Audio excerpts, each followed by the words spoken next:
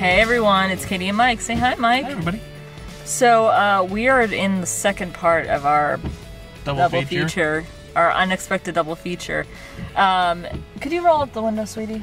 Yeah, it was just too hot. We're already parked in the car because we already reviewed we already drove home for the with the Fate of the Furious, and now we are just sitting in the parking lot, and we're gonna talk about Colossal, which is it's funny because we had a few choices for our second movie that would go with Colossal, and we thought about Get Out, but that's a really intense movie after this surprisingly intense movie.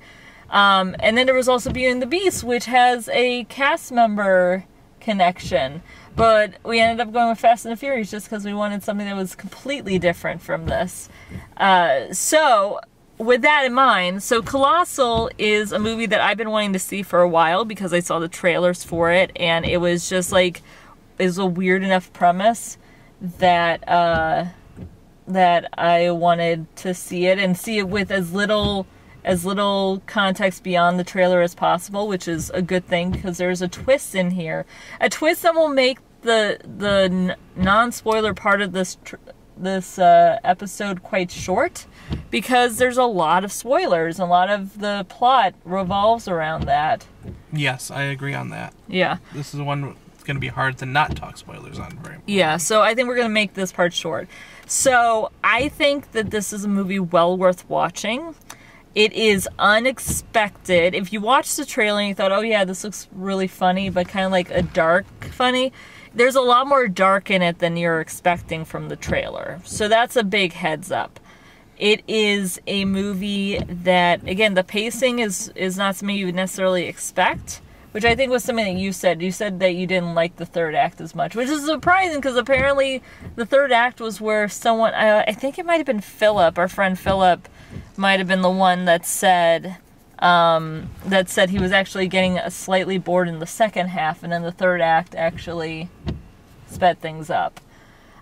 The point is, though, that it's a movie that I think is well worth watching and goes really interesting places. Anne Hathaway does a really good job.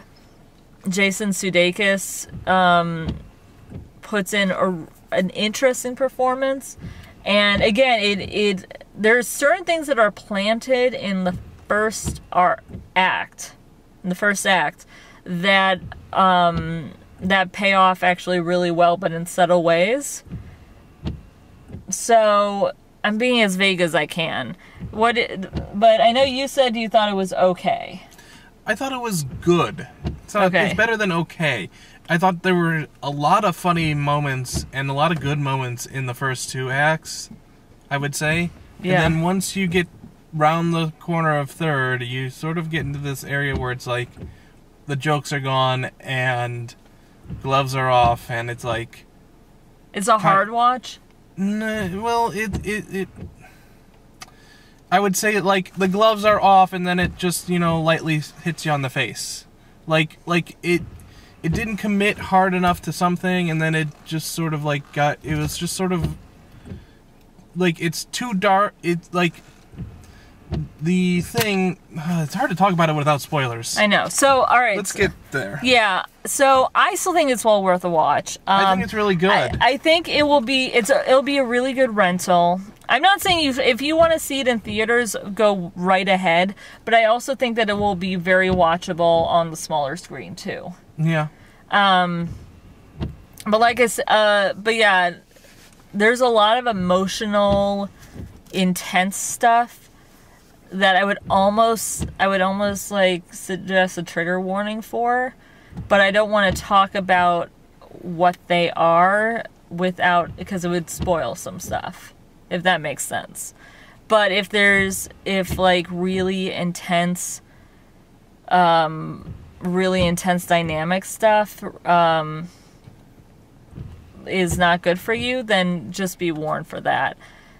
But you know what? All right. So like I said, I really liked it. I thought it was interesting, and I'm glad it was made. And I want to talk about spoilers now. So are you guys ready? Are you ready? Oh wait. I do think the lead girl, what's her name? Anne Hathaway. Anne Hathaway. She did a really great job just playing this woman who's like this character. Yeah. I thought she did a really great job, and she delivered a lot of great comedy with it. Yeah, and she holds up so much of the film. I wish that there were more female characters in it because there were basically barely any. Yeah, it's her, and then that's about it. I mean, it's a small cast. It's a really small cast, but still, it would be nice if there were more female characters in it, just because. She also has kind of this Aubrey Plaza vibe about this movie. A little bit, yeah. The character is very much like a woman who does not have her act together. Okay, I want to talk about. I want to do. Spoilers. Spoilers. So she is an alcoholic. I mean, pretty much. They highly suggest that she's an alcoholic, and she just got dumped by her boyfriend, who is pretty much more or less in the right in terms of like you haven't gotten a new job. I don't think this is a healthy relationship anymore. I packed your bags. I'm sorry. I need you to move out. And so she goes back to her hometown where her parents have been not really keeping up the rent. I think that her parents are alive. They're just not. I think this is like a summer house or something. Maybe, but she lived there as a kid. Yeah. But she was a boy that she was friends with at school, in like grade school, meets up with her, and she ends up getting drunk at one of the bars and walking home through this playground near her parents' home, and lo and behold, that if she walks through that playground at like 8:04 a.m., a monster in South Korea appears and wreaks havoc in the city of Seoul. And she figures it out in the second, because she was carrying something a specific way and was like scratching her head because that's a nervous tic of hers, which is actually it's explained later. But it's also like I love that because there's it's a setup, callback, and then payoff in a really smart way, like in multiple ways. It's done really well. So she figures that out, and so she's now terrified because she has inadvertently killed people by like stumbling around that playground when she was drunk for like a few minutes. But she ends up telling her new friends in this area, including the guy that she's known for years and years and years. And there's plenty of jokes at her expense about her getting really, really drunk over this. Yeah, yeah. But she does a lot of practicing. First, because she doesn't go back there, but she starts to like study. Again, it's a really smart the way that how she processes it, because she does try to figure things out first. And then she only steps on there when she's figured out exactly where she can step without actually, like, smashing people. Mm-hmm. And, yeah, a lot of it's from her point of view. And again, Anne Hathaway does a lot of really good stuff here in terms of, like, figuring stuff out in the way that she portrays that with her character. So the short of it is that once she shows these new guys the monster power that she has, because she got drunk and she's like, okay, I'm going to show you guys, which was a problem. And she ends up falling down after showing them like a little, like basically doing weird poses and dances and stuff. But she ends up falling down, and Jason Sudeikis' character goes to like pull her up. And it turns out that he also is one of the people that can make a monster appear. Except it's a giant robot. Yeah. And then from there, she basically says, like, I don't want us to do that again, but I think that we can do it if we do it one more time. To just apologize. Like they get the phrase, like, I am sorry, it won't happen again, more or less. But, like, I'm sorry, it was an accident, it won't happen again. And they write it down, and then everything seems okay, except that the guy goes back and pretends to be the robot because he'd only got to do it the one time for, like, this short amount of time. And he didn't even know he was doing it when he did it. Yeah, yeah. So he's like on this power trip. Yeah.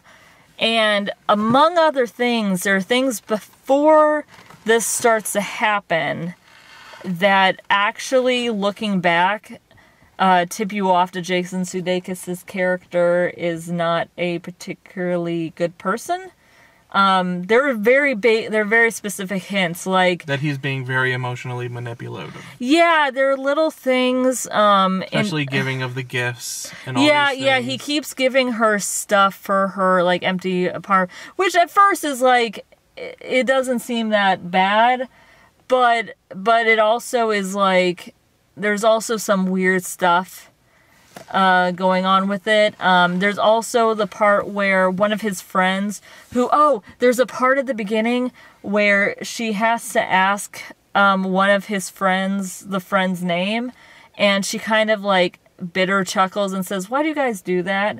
Why do you guys always when I'm being introduced to all men, like a group of men, they never introduce the actual like the good-looking guy in the group.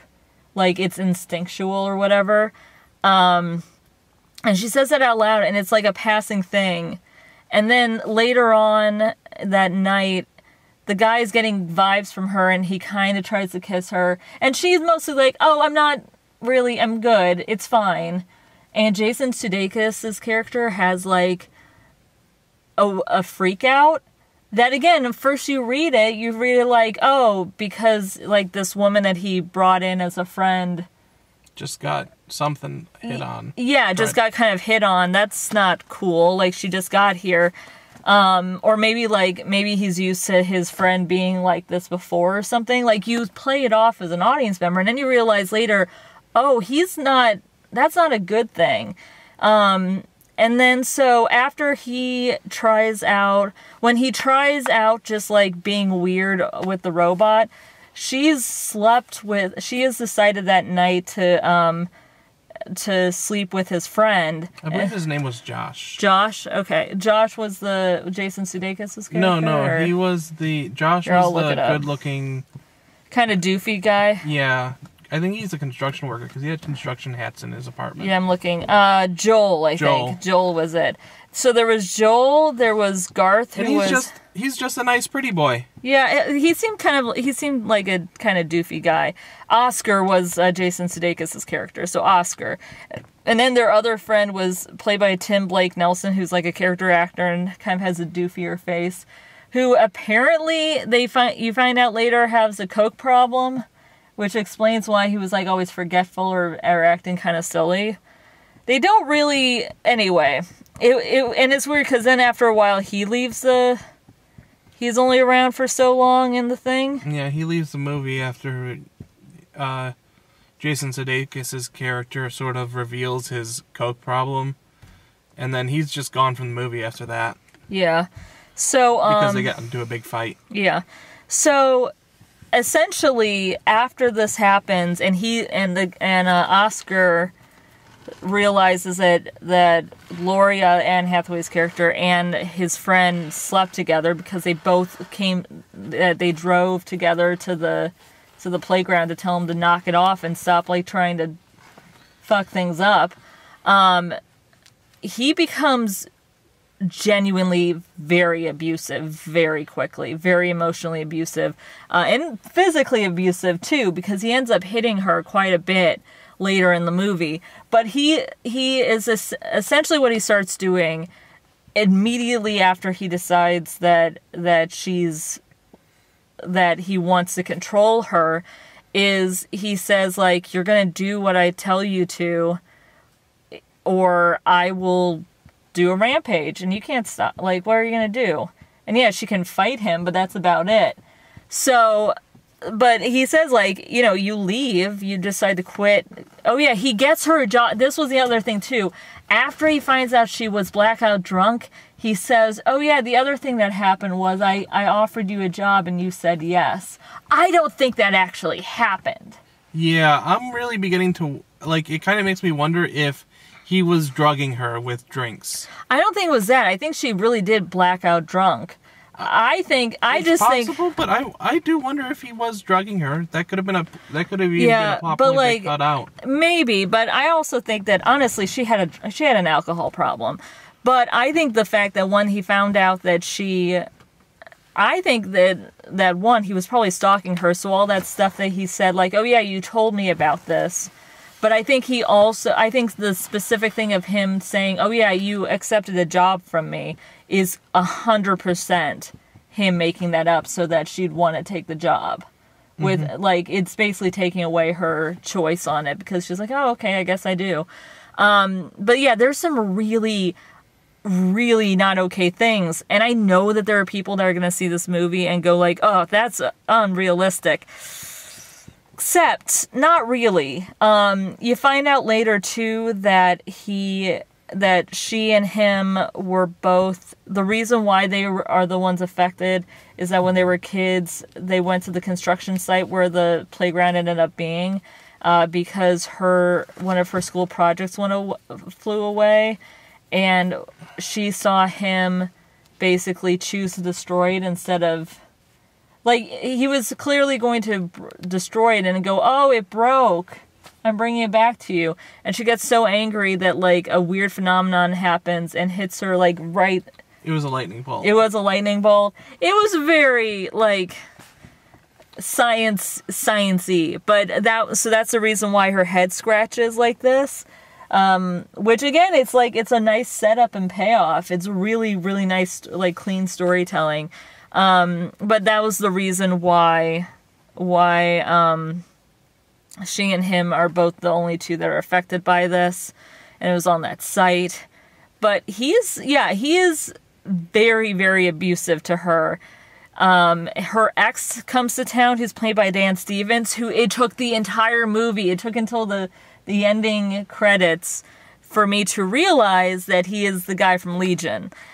Who is also actually not good for her and is being completely manipulative, because if he wanted to break up with her, he should not have taken her calls, and then when she didn't respond, he was pulling back. This was the other thing I was going to bring up. Neither of these guys are good for her, but yet they sort of have her going back to Tim in the end. No, she didn't. Really? Yeah, she didn't.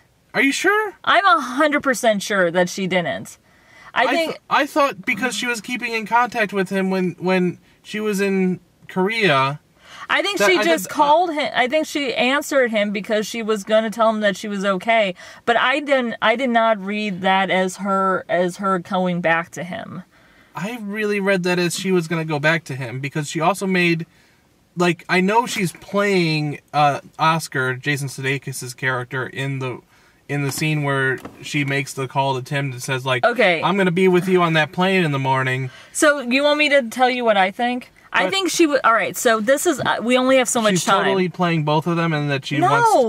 No, Mike. Let me say, because again, we only have so many minutes on the battery. So I think in that moment, she was going to go leave with him, right?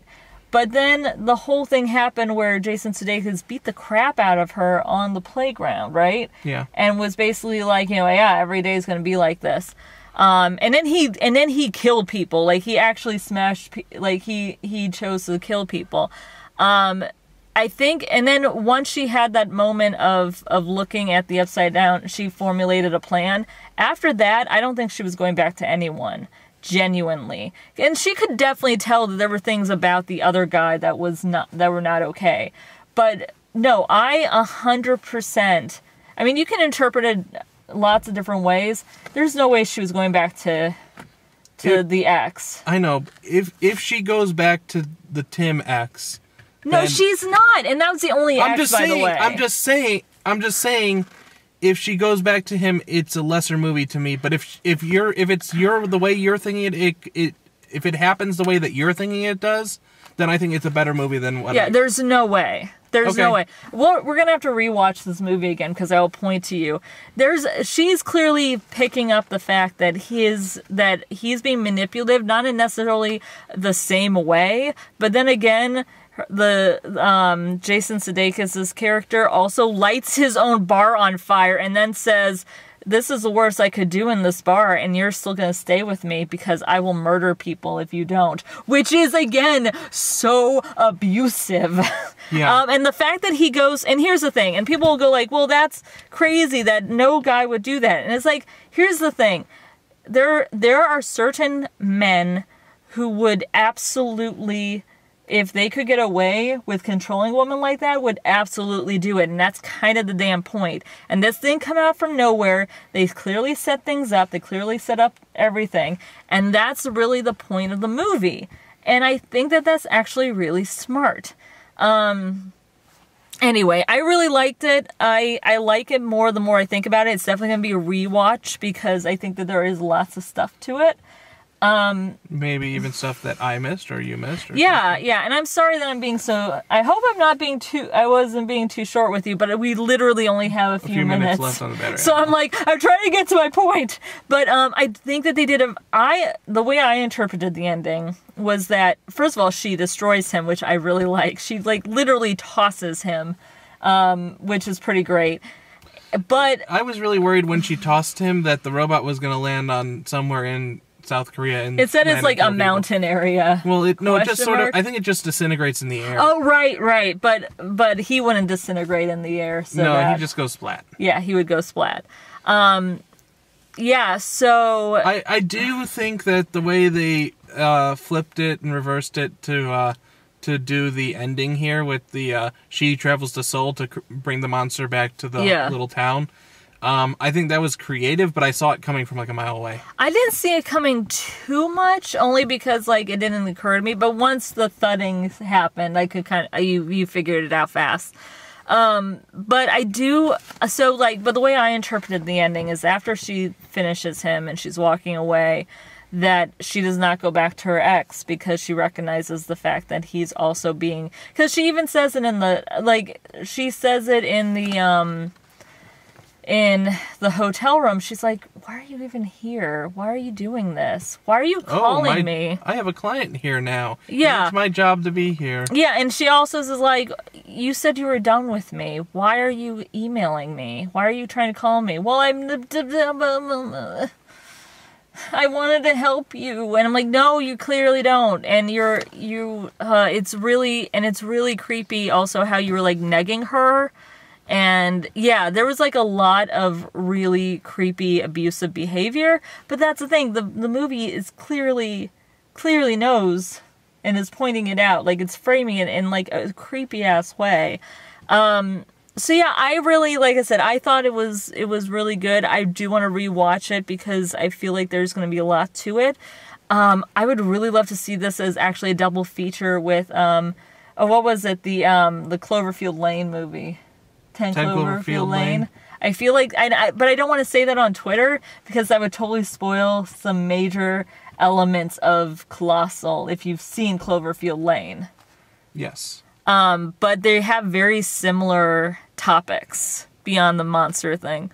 So, I don't know, I liked it. I think that there was some really good stuff in it. I do like it. I thought it was really funny. I do think that the first and second act are very funny, and then once you get to that darker third act, I wish there was just a little bit of humor to lighten it up a little bit more, but I know why they chose to go very dark with what they did. And I understand that, but as a watcher, I was like, oh, I just wish something light would happen to make me feel better. Yeah, and it's one of those movies where it was not spoiled by the trailer. However, it almost gives you a false impression that it's going to be a much funnier, lighthearted movie, and it's not. But that's why I think people have been vaguely warning me for like the last like month, like, hey, just so you know, it's very intense. It's more intense and surprisingly intense than you would expect. So, yeah, I liked it. I'm glad we got to go see it, and I'm glad we got to have like a really long. Like good movie night. Yeah, but now I'm tired and I want to go to bed. Aw, bed. Yeah, bed. Well, Katie and Mike, justplainsomething.com. We'll see you later. Bye, everybody. Bye.